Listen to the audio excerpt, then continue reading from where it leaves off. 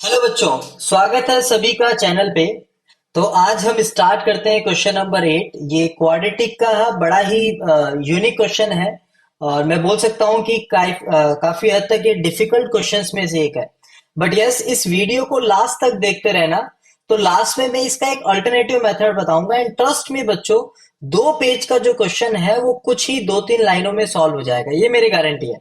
तो पहले हम इसका एक जनरल मेथड समझते हैं कि इस टाइप का कभी भी क्वेश्चन आए तो हमें किस जनरल मेथड को यूज करना है। So we have quadratic equation x square minus 10 times of 10 plus a times of x plus 10 times of A plus 1 is equal to 0। ये हमारे पास एक क्वाड्रेटिक इक्वेशन हमें गिवन है। तो क्या हम कर सकते हैं, इसी क्वाड्रेटिक इक्वेशन को अगर मैं यहां पे लिखूं फिर से, तो ये बन गया x square minus 10 plus a times of x plus 10 times of A plus 1 is equal to 0। तो देखो बच्चों, हमसे पूछा गया है integral values of a for which this equation has two integral roots. और हम सबको पता है कि अगर कहीं पे भी हमें इंटीग्रल रूट्स चाहिए तो उसकी बेसिक कंडीशन क्या होती है, discriminant should be a perfect square. जो इसका डिस्क्रिमिनेंट बनेगा वो क्या होना चाहिए, परफेक्ट स्क्वायर। अगर ये परफेक्ट स्क्वायर नहीं है तो हमें कभी भी इंटीग्रल रूट्स नहीं मिल सकते। तो अब हम यहां पे अगर हम बात करें तो इसका जो डिस्क्रिमिनेंट होगा वो हमारे पास क्या बनेगा, 10 plus a whole to the power 2 यानी b square minus 4 times of 10 times of A plus 1। ये अगर परफेक्ट स्क्वायर है तो हमने अज्यूम कर लिया पी स्क्वायर के। तो अब अगर हम इसको सॉल्व करेंगे तो ये बनेगा A square plus B square plus 2ab minus 40 times of A minus of 4 is equal to P square. तो देखो बच्चों, ये क्या बन गया equation, A square minus 20 times of A square minus 20 times of A and then plus 96 minus P square is equal to 0। But इसके ये जो क्वेश्चन की लैंग्वेज है, यहां पे हमें ये समझना है कि इन्होंने ये लिख रखा है, इन्होंने यहाँ पे इस लैंग्वेज में क्या लिख रखा है, इंटीग्रल वैल्यूज ऑफ ए। और बच्चों, अभी ये जो क्वाड्रेटिक इक्वेशन बनी है हमारे पास, ये क्वाड्रेटिक इक्वेशन भी बनी हुई है इन टर्म्स ऑफ ए।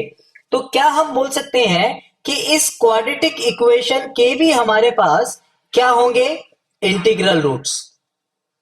इस क्वाड्रेटिक इक्वेशंस के भी हमें क्या मिलेंगे, इंटीग्रल रूट्स। तो अब हम बोल सकते हैं कि इट मींस इस क्वाड्रेटिक इक्वेशन का भी डिस्क्रिमिनेंट जो होगा वो क्या होना चाहिए, परफेक्ट स्क्वायर। तो हम लिखेंगे b square minus 4ac, so 4 times of 96 minus P square. अब देखो बच्चों, फर्स्ट टर्म जो है वो मल्टीपल ऑफ 4 है, सेकेंड टर्म भी मल्टीपल ऑफ 4 है, तो मैंने जो परफेक्ट स्क्वायर है वो भी अज्यूम कर लिया multiple of 4 which is 4q square. तो क्या हम बोल सकते हैं, यहां से इक्वेशन बन गया 100 minus 96 plus P square is equal to Q square. It means we can say P square minus Q square is equal to -4। तो हम यहां से बोल सकते हैं A square minus B square is A plus B multiply by A minus B which is equal to -4। Again अब हमें यह समझना है कि P और Q दोनों इंटीग्रल है। It means P plus Q भी इंटीजर बनेगा एंड P माइनस Q भी इंटीजर बनेगा, और दो इंटीग्रल्स का प्रोडक्ट कितना है, -4। तो हम अगर सपोज फर्स्ट केस ये कंसीडर करें कि ये प्रोडक्ट होगा 1 और -4, तो अगर बच्चों हम इन दोनों का ऐड करेंगे तो 1 और -4 का सम हो गया -3, that will be equal to 2 times of P। तो P जो है वो हमें यहां से इंटीग्रल नहीं मिलेगा। सिमिलरली अगर मैं यहां पे कंसीडर करूं -4 एंड 1, तो अगेन हमारे पास जो P की वैल्यू आएगी वो इंटीग्रल नहीं आएगी। तो अब अगर हम इसको कंसीडर करें -2 एंड 2, तो अगर मैं इसके बिहाफ पे इस इक्वेशन को सॉल्व करूं, so we can say P plus Q is equal to -2 and P minus of Q is equal to 2। दोनों इक्वेशन को ऐड करने पे रिजल्ट आ गया 2 times of P is equal to 0। It means P will be equal to 0।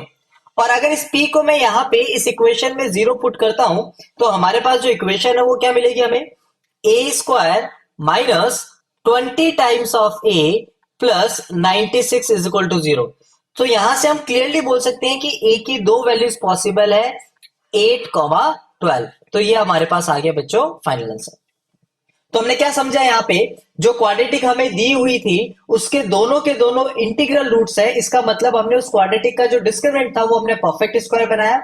जब हमने quadratic का discriminant perfect square बनाया तो हमें पता लगा कि ये ए में क्वाड्रेटिक बन गई, और again according to the question A की वैल्यूज भी इंटीग्रल है, तो इसका जो डिस्क्रिमिनेंट होगा वो भी क्या होना चाहिए, परफेक्ट स्क्वायर। कैलकुलेशंस को कम करने के लिए हमने क्यू स्क्वायर एज्यूम ना करके क्या एज्यूम कर लिया, 4 टाइम्स ऑफ क्यू स्क्वायर। तो यहां से मुझे पता लग गया। बट बेटा बच्चों थोड़ा सा सेफ साइड में रहने के लिए हम ये मान सकते हैं कि जब भी यहाँ पे इन क्वेश्चंस में जो भी रिजल्ट आए, प्लीज आप उन वैल्यूज को दोबारा पुट करके चेक कर लो कि हमें इंटीग्रल रूट्स मिल रहे हैं या नहीं मिल रहे हैं। यहाँ पे आई थिंक जब हम 8 और 12 दोनों के साथ चेक करेंगे तो हमें इंटीग्रल रूट्स मिल जाएंगे।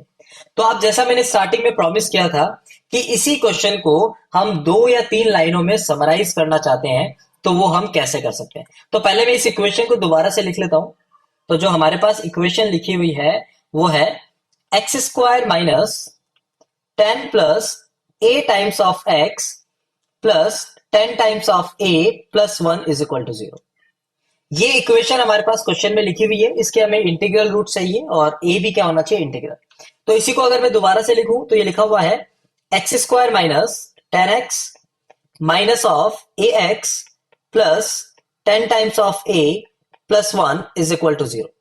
तो अगर फर्स्ट दो टर्म में से x कॉमन लिया जाए तो ये बनेगा x times of x minus of 10। Next two term में से माइनस ऑफ a अगर कॉमन लिया जाए तो अंदर क्या बचेगा, x minus of 10 plus 1 is equal to 0। तो इसी को हम लिख सकते हैं x minus of 10 multiply by x minus of a is equal to minus 1। अब बच्चों x भी इंटीग्रल है, a भी इंटीग्रल है, तो x माइनस 10 भी इंटीजर होगा और x माइनस 1 भी इंटीजर होगा। तो यानी दो टर्म्स का प्रोडक्ट -1, दो इंटीग्रल टर्म्स का प्रोडक्ट -1। तो दो ही पॉसिबिलिटीज है कि फर्स्ट टर्म 1 हो, सेकंड -1 हो, या फिर फर्स्ट टर्म -1 हो, सेकंड 1 हो। तो अगर हम फर्स्ट केस सॉल्व करेंगे उसके बिहाफ पे x की वैल्यू कितनी आ गई हमारे पास, 11। और अगर मैं नेक्स्ट टर्म में यानी x माइनस ऑफ 10 में मैं लिखूं 11 minus of a is equal to -1, it means a will be equal to 12। तो फर्स्ट रिजल्ट आ गया। सेकंड में if x minus of 10 is equal to -1 then x will definitely equal to 9। और अगर हम x की वैल्यू को 9 put करेंगे तो ये बनेगा 9 minus of a is equal to 1, it means a will be equal to 8। तो देखो बच्चों दोनों से हमें रिजल्ट क्या मिल गया, सेम रिजल्ट मिल गया। तो ये एक अल्टरनेटिव अप्रोच है। हाँ सभी जगह अप्लाई नहीं कर सकते, बट पहले हम इस तरीके से सोच सकते हैं, अगर क्वेश्चन सॉल्व हो गया तो वेल एंड गुड, अदरवाइज जो जनरल अप्रोच हमने डिस्कस की है उसके बिहाफ पे तो हम इसको सॉल्व कर सकते हैं। ओके ऑलराइट बच्चों, हम ऐसे ही interesting unique trick questions discuss करेंगे, अल्टरनेटिव मेथड्स भी डिस्कस करेंगे इसी चैनल पे। तो आप लोग सभी जैसे बहुत इंटरेस्ट शो कर रहे हो चैनल पे, ऐसे ही बनाए रखो ताकि हम और भी ज्यादा इंटरेस्टिंग वीडियोस और यूनिक वीडियोस यहाँ पे अपलोड करते रहें। Okay alright.